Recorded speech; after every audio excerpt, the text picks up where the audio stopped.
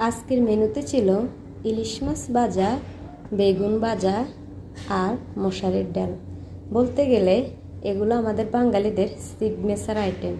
যদিও আমার এখানে আলুর ভর্তা মিসিং আছে। আমরা ছোট পরিবার, অনেক বেশি আইটেম করলে থেকে যায়, এজন্যই সীমিতভাবে রান্না করা। এই প্ল্যাটফর্মে এসে অনেক কিছু শিখতে পেরেছি। জানি না আদৌ আমি সফলতা পাবো কি না, তাও হাল ছাড়ব না, ইনশাল্লাহ হাল ধরে রাখবো। আপনারা সবাই ভালোবেসে সবার পাশে থাকবেন, ইনশাল্লাহ আমিও থাকার চেষ্টা করব। সবাই কেমন আছেন?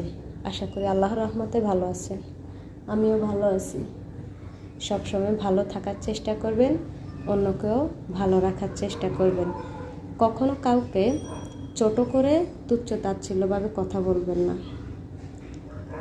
সবাইকে সবার জায়গায় সম্মান করুন, নিজের ব্যক্তিত্বকে ধরে রাখুন।